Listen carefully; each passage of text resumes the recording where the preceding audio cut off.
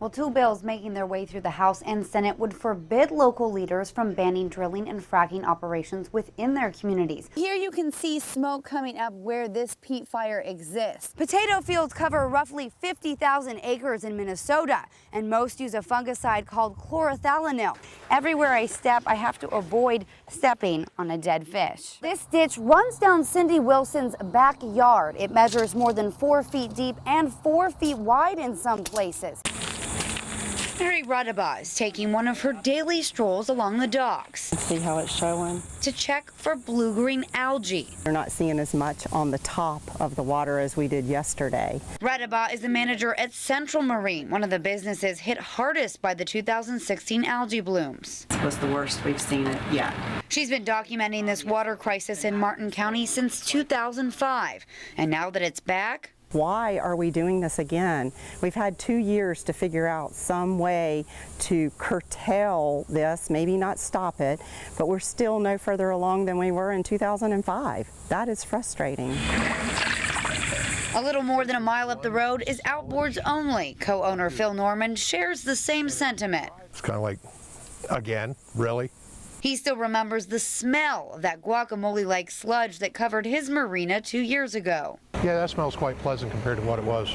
Norman says this year is already feeling like 2016. Business is bad. If it really affects us like it did in 16, we're pretty much done. We're shutting down. Look at the water, it's disgusting. Bob Marks says if algae continues to wash up on his beach, he might say goodbye to his family home of 15 years. I can't go through this, watch the river just deteriorate. It's just continually getting worse every year. Exposure to high levels of blue-green algae has harmful effects on humans, animals, and the ecosystem because it contains a toxin called microcystin. Sightings of toxic algae only continue to increase. Since June, the Florida Department of Environmental Protection has collected algae bloom samples from 24 locations in Martin County, 6 in Indian River, and 3 in Palm Beach County. We're really at the beginning of this for 2018. Ecosystems and Restoration Management Manager John Mayle says Martin County is actively monitoring algae levels at these sites and putting up warning signs. The best role we can play is monitoring, communicating, and advocating, and we love to have citizen support on that. The blue-green algae is coming from nutrient-dense water released from Lake Okeechobee. The U.S. Army Corps of Engineers halted discharges for 9 days, resuming regular flows on July 9th. Stating in a press release they found pulse discharges enable tidal flushing, which can improve conditions for estuary health. As long as they have to discharge water to either coast, it's going to be a problem. Dr. James Sullivan and his team at Florida Atlantic University Harbor Branch Oceanographic Institute are using new methods to further study this complex issue. This device is called the Sea Prism. This is one of them. The device will identify blue-green algae at Lake Okeechobee and collect hourly data 365 days of the year. It's one of only 4 in the U.S. monitoring lake blooms. This is a great tool that we can use to much better understand the dynamics of these blooms. The U.S. Corps of Engineers has also started a project that will filter water from Lake Okeechobee before being discharged. However, these solutions will take time, and many only solve a portion of the problem. And with politics at play, it's likely this green monster will be terrorizing Martin County for many years to come. What does our future hold? Are we going to be exposed to this enough that we come down with these diseases? I didn't make the choice to dump these toxins on me. Jamil Donith, your South Florida. John Calamir says the waves are what bring customers to the Dune Deck Cafe. Hello, good afternoon, Dune Deck Cafe. They're also what could wipe them out of business. Came close in 2012 with Hurricane Sandy. We had a problem that we almost fell into the ocean. The Lantana Beach restaurant has taken many hits over the past 2 decades. When we first came here 25 years ago, it was a beautiful beach, a lot of sand. Once sprawling with miles of sand, now reduced to inches. When we have high tide, we got 0 beach. That long sloping beach replaced with a towering seawall, the only thing protecting the beachfront from the ocean's rising tides. To curb erosion like here at Lantana Beach, the Florida legislature literally drew a line in the sand, this line. It's called a coastal construction control line, requiring anyone building beyond it to apply for a permit. CBS 12 Investigates found since 2010 there were 236 CCCL permit applications in Palm Beach County.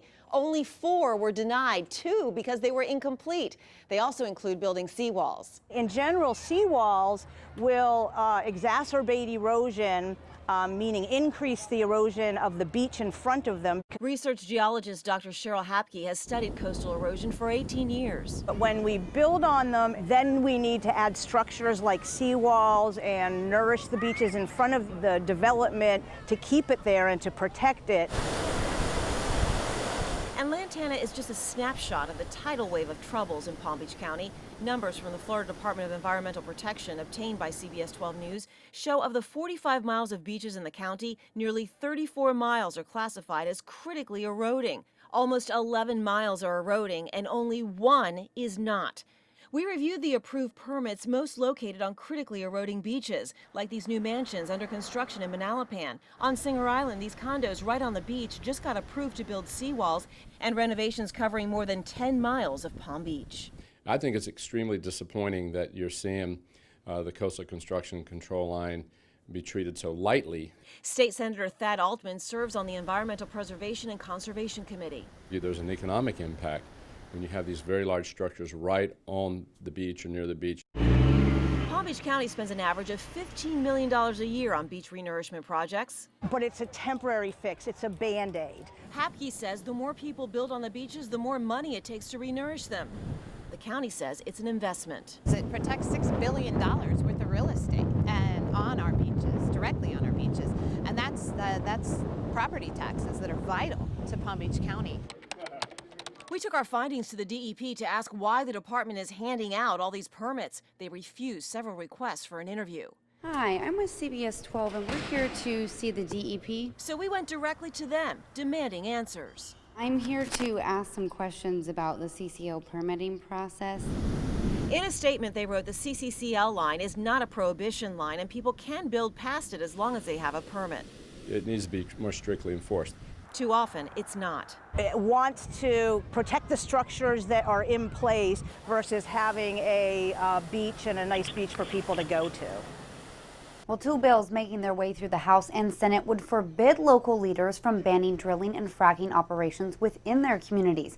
Supporters claim this type of law would boost the oil economy. Opponents claim it restricts rights. They're taking away our local rights to prohibit this kind of activity. It's outrageous. Herb Beatty has fought for environmental rights in Tulsa since 1974. He is very much against the bill forbidding local governments from banning drilling and fracking within their jurisdiction. Currently, the Oklahoma Corporation Commission regulates oil operations, with local authorities having their own drilling and fracking ordinances. The proposed legislation would put the state in charge of approving all drilling and fracking operations. Drilling in a city has its own problems. Tulsa Mayor Dewey Bartlett says he's not opposed to the bill as long as there's cooperation. The cities must be given an opportunity, though, to be at the table, to have a discussion about what the effect is in their communities. The bill does allow city and counties to step in when there are health and safety concerns, but that doesn't ease everyone's mind. If they're talking about coming in and fracking on some place not far from here, there are safety concerns every time. Now, in 2010, Tulsa passed an ordinance to allow drilling within city limits, overturning a long-standing drilling ban. Currently, the closest drilling location to Tulsa is in Osage County, so whether this bill will have any effect on drilling here remains to be seen. In the 2 News Center, I'm Jamil Doneth. She was just a friendly person. Everybody loved her. You know, I miss her. I see a picture every day on my phone, you know. It's the last photo ever taken of Brittany Anderson, and it's how her parents will always remember her. She was just bubbly. She just liked to have fun. Brittany was found dead in her boyfriend's house in West Palm Beach in January of 2015. The cause of death? Sulfuryl fluoride inhalation, a pesticide used to get rid of termites. It was rough, you know. And it's still rough. It's the same toxic gas that poisoned 10-year-old Peyton McCaughey months later. CBS 12 Investigates uncovered other victims of sulfuryl fluoride poisoning. According to the Environmental Protection Agency, since 1990, there have been almost 200 cases of injuries and 33 cases of deaths. CBS 12 Investigates looked through government records and news reports and found 15 deaths involving sulfurofluoride in Florida. This is a nasty gas. We treat it with a great deal of respect. Scripps researcher Dr. Tom Kodatic works with sulfurofluoride in his lab. He says one single molecule released into the air is a safety risk. Even sublethal doses of this really have long-lasting neurological effects. In a majority of the deaths, the person was either inside or somehow entered the building during the fumigation process, even though state law requires all exterior doors and entrances be secured. You can walk into it and not realize that it's there and it can kill you. Dr. Ernest Chiodo is a physician and a toxicologist. He says locks and warning signs aren't enough to keep people safe. This is dangerous enough material that it may make sense to have a security guard there to watch and make sure somebody doesn't get in. But not all poisonings happen during application. Most of them occur when the family re-enters their home after it was fumigated. In some cases, neighbors and passers-by were exposed and impacted. These tragedies happen and they're all preventable. With this many deaths and injuries, we wanted to know, why is no one taking action? Turns out the EPA tried. In 2011, the EPA started to phase out sulfurofluoride as a pesticide.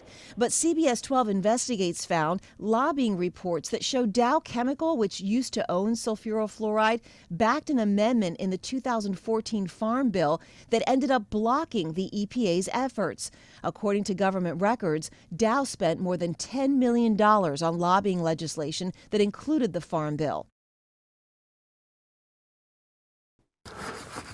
Park Rapids native Richard Shower's business and home are directly across the street from a potato field that is sprayed with the fungicide chlorothalonil. Anytime they spray, we make sure we're not outside. Shower's wife died from breast cancer about a year ago. He has lost 2 dogs and 1 horse to stomach cancer. And Shower is recovering from rectal cancer. With all this cancer stuff, it scares me now. I think I should be moving. The Environmental Protection Agency classifies chlorothalonil as a probable carcinogen, but this is based on ingestion, not inhalation. Anytime pesticides are airborne and people are breathing them in, they pose a health risk.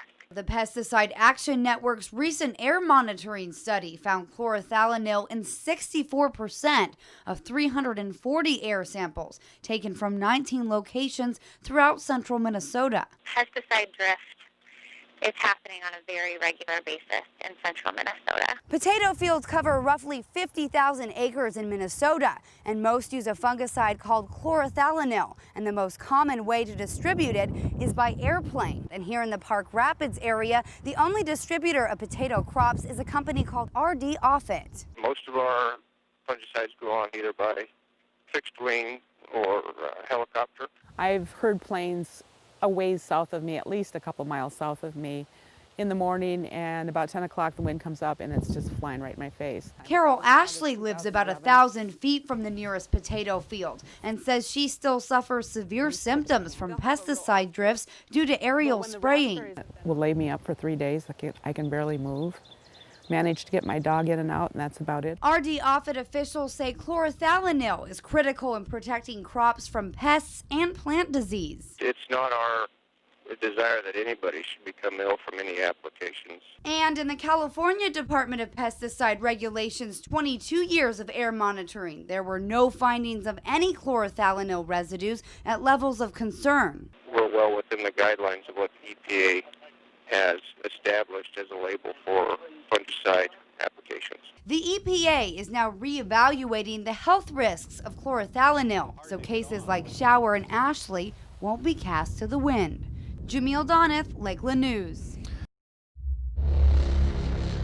This is the ugly side of the ivory trade. These majestic giants killed for their tusk. In this massive kill, poachers took more than $1 million worth of ivory. I don't think it should be sold. I think it just gives the market a voice. Maureen Molyneux has an ivory pin her father gave her in the 40s and an ivory bracelet she bought years ago.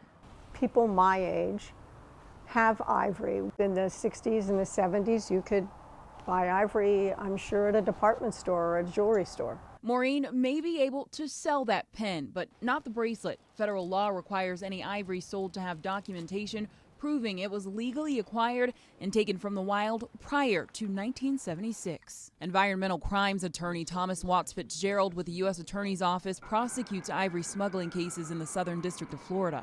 If it's a casual sale within a state, then it may well be legal, but it must be within the state. And that's where we see a lot of people actually taking efforts to conceal what they're up to. Like in December, 54-year-old Raymond Reppert Jr. from Dania Beach was convicted of ivory trafficking. Now he faces 5 years in prison. In January of 2015, Christopher Hayes, owner of Elite Decorative Arts in Boynton Beach, pleaded guilty to trafficking endangered rhino horns valued at $400,000. He was fined $1.5 million.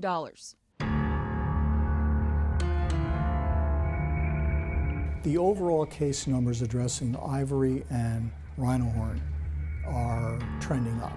CBS 12 Investigates went undercover to a dozen antique shops from the Palm Beaches to Lake Worth. Half of the stores had ivory, but told us there was no documentation. I'm Chantal Middleton with CBS 12. I understand you might be selling ivory and doing so without documentation. No one would talk with us on camera. The stores without ivory tell us they stopped selling ivory altogether to avoid breaking the law. We also checked Craigslist and eBay, where we found pages of antique ivory for sale. Any kind of documentation saying that you bought it in Nantucket? Nothing? Many selling across state lines. Unless it is more than 100 years old, it's illegal. I see it as a serious problem. Florida Senator Thad Altman proposed a bill to increase bans on ivory, but it died in committee. The trade of ivory is a horrific act. By allowing this open and free trade of ivory, it's encouraging poachers to go and harvest that ivory. Look, many Minnesotans are beating the heat at the beach this summer. But on Minnesota's lake shores, there's something fishy going on besides the record high temperatures. Yeah, it smells bad. And the stinky evidence is washing up on shore. There's another one up there. Mostly on the beach, and then on the water's edge, and then we saw a couple wash up from the lake. While natural summer fish kills are normal, rising water temperatures from unusually hot weather have been causing an increased number of fish kills in Minnesota lakes. When you get those prolonged periods of high temperatures during the day and at night, you'll start to see some of those fish die off due to stress. State park employees have done a good job cleaning up the public beach. However, here at this shoreline, you can see the severity of the fish kill-off. Everywhere I step, I have to avoid stepping on a dead fish. We anticipate, a few washing ashore, mostly suckers or a few tulabian whitefish. But this year it was much more significant. Cleaning up these unsightly stinkers has been a full-time job for Lake Bemidji State Park employees. It's an odoriferous situation for people that have the fish washing up on the shore. DNR officials say this fish kill-off is not the worst on record, but there were worries they were headed for troubled waters. One of the Naturalist Corps people working here estimated over 400 along the swimming beach. For more than 50 years, Lynn Swagert and her family have made this 55-acre island a getaway for thousands. But with Lake Beltane's rising water levels, this place of paradise is quickly approaching a watery grave. We've got 4 generations of families that have been coming here camping, and that's not something you want to lose. Lake Beltane has a long history of rising water levels because it has no outlet to drain excess water. But Hubbard County officials can't seem to come up with a solution that doesn't sink. We had an engineering firm come up with some various plans, and each one, of course, has a problem. All along the lake shoreline, backyards are underwater. Once beautiful sandy beaches have slowly disappeared, and homeowners like Lynn Matsko have had to build rock structures to keep their land from collapsing into the lake.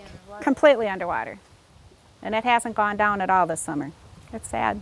Vast elevation difference. Back in the early 2000s, this original part of the bridge used to be completely underwater. So family members had to build an additional platform to make sure people could access the island.